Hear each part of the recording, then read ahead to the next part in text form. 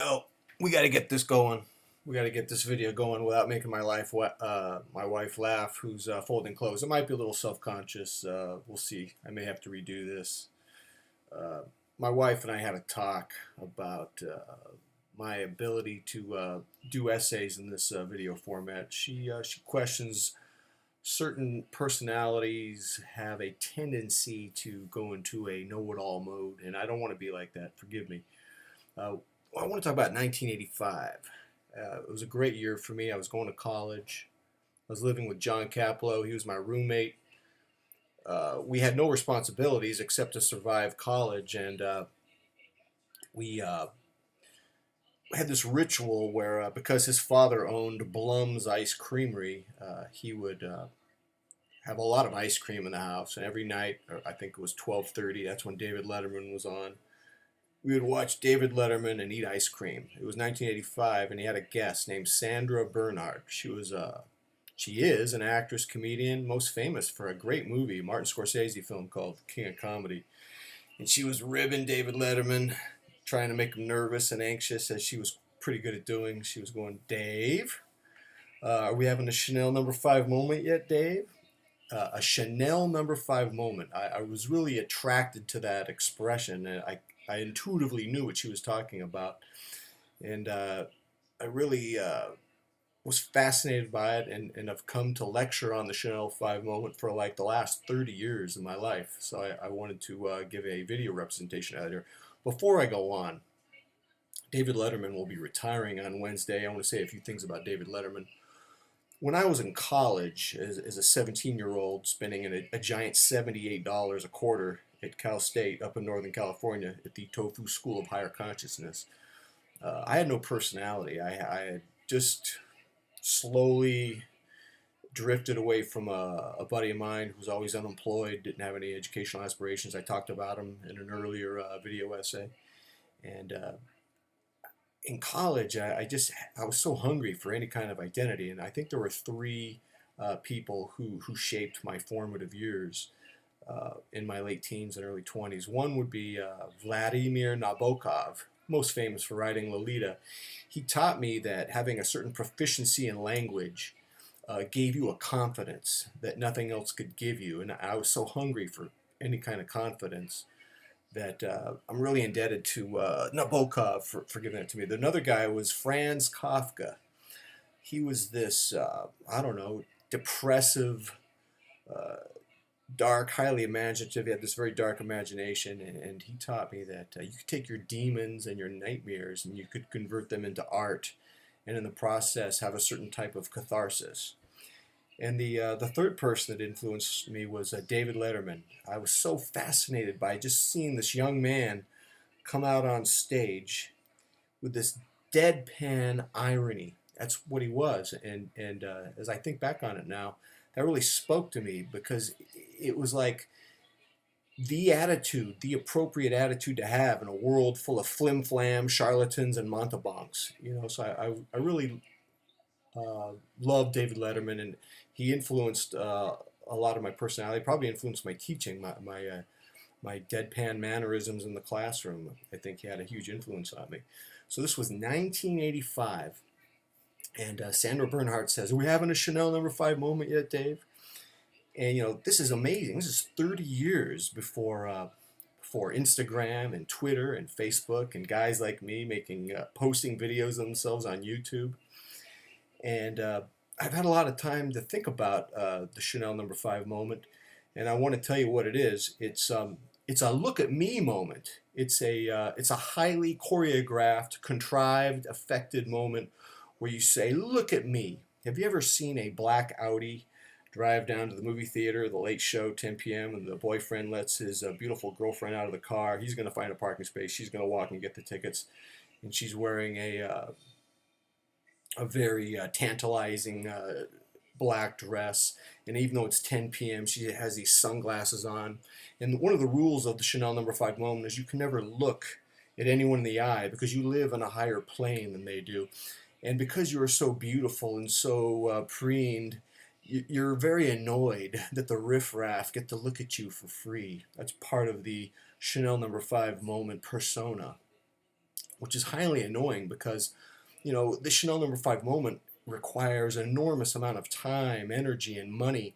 And if you're going to spend all that time having a Chanel number 5 moment, please don't act like you're annoyed that everyone's looking at you. Doesn't work for me.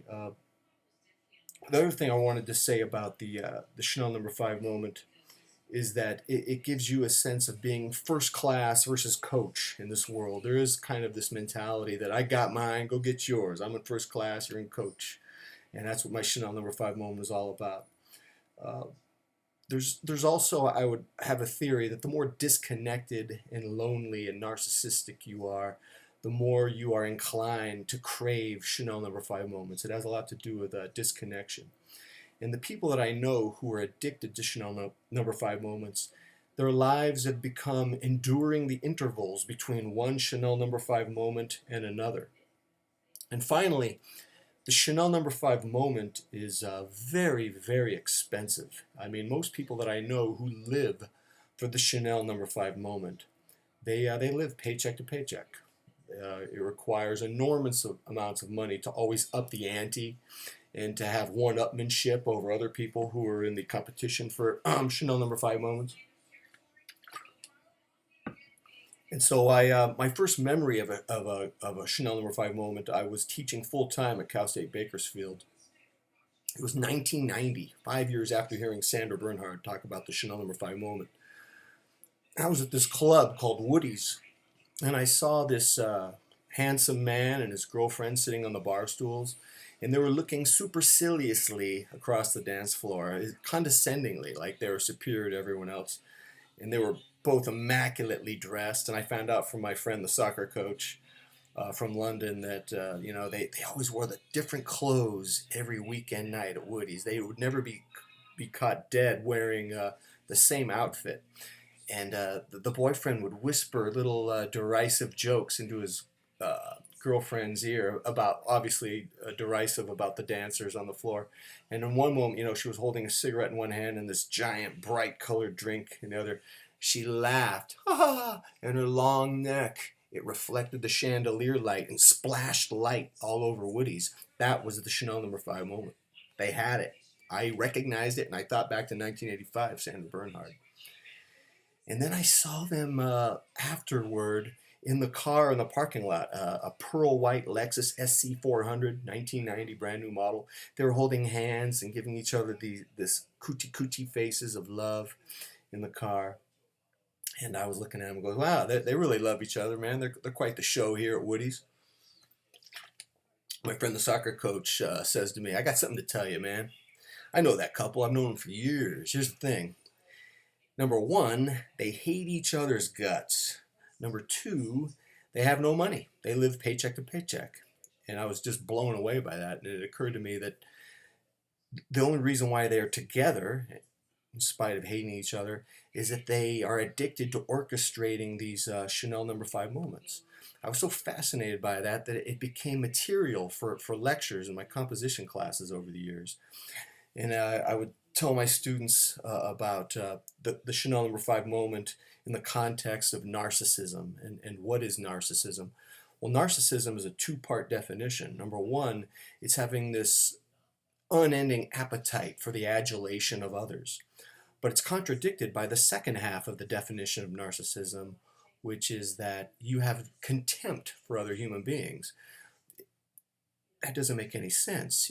If you want the adulation of others, the veneration of other human beings, but you have contempt and disdain for other human beings, that doesn't compute, does it? So there's a certain insanity in the narcissist, and that's the fuel of the Chanel number 5 moment. I had this joke where I would tell my students that when I was in my 20s, 24 years old, a teacher, I'd go to class wearing these mirror sunglasses, and I would have the lectern backwards, and I would do preacher curls over the lectern while chewing gum. And the students would ask me questions. I'd go, leave me alone, I'm working out. And now this was not true, but it was an exaggeration of kind of where I was at. As a teacher in the beginning, I was more interested in self-aggrandizement and being impressive. And as I got older, I think those inclinations diminished considerably. Now I try to help people in class, and I think when you try to help people, you know, you're actually more impressive than you would if you were trying to contrive a Chanel number 5 moment. That's part of the growing up process. That's also what we call hedonic adaptation, because if you're living in the cycle of the Chanel number 5 moment, and you're lonely and you can't afford to keep upping the ante to have your yachts and your Lexuses and your Panerai watches, you're going to have to find other ways to connect with people. And I explain this to my students. Now, as a watch guy, am I guilty of the Chanel number 5 moment? I mean, I'm a huge watch guy. If I could have my way, I would own, 48 millimeter Breitlings and 47 millimeter Panerais and 46 millimeter Omegas, and I could go on. And my answer to that question is yes and no. I mean, I think there's some narcissism in me. I remember 6 years ago, I was at a family function for Thanksgiving, and I was wearing a gunmetal Nixon 5130, a watch that I no longer own. I'm not into those types of watches anymore. But I remember I was so impressed with that watch 6 years ago at Thanksgiving. Not one family member mentioned it. I remember being a little bitter on the flight home on the plane, just like this. No one appreciated my Nixon. And the thing is, I don't think my watch fascination is limited to the Chanel number 5 moment. As one of my Japanese students called me, I am what you call a watch otaku. Otaku is someone who just geeks out on something, and in my case, it's watches. I can look at a watch for so long and just be in wonder of its detail and of its design. I can talk about watches forever. I'm clearly a different breed. I mean, it's an affliction that goes beyond Chanel number 5 moments. The other thing I want to say is I don't even believe in Chanel number 5 moments. I mean, they're a mirage. And if you're able to prop up these Chanel number 5 moments, the people that look up to you, they're not even your friends, they're your sycophants. And as soon as you start heading into rough waters, those sycophants, those toadies, those butt kissers, they're gonna abandon ship, man. They're gonna leave you. When I think of the Chanel number 5 moment, I think of a scene in HBO's show The Wire, where Lester Freeman's telling McNulty, he's going, dude, there's no grand moments in life, man. You're not going to have some big moment where everyone's clapping and giving you all this grandiosity. Life is the shit that happens while you're waiting for these grand moments that never come. And that's pretty much where I've come to arrive at the Chanel number 5 moment. And knowing that hasn't diminished me from wanting a Panerai or an Omega or a Breitling. So at least my head's straight. I know what a Chanel number 5 moment is. Still want that watch. And if I can come to any emotional and intellectual integrity or reconciliation over those two things, I will let you guys know. Until then, I am out.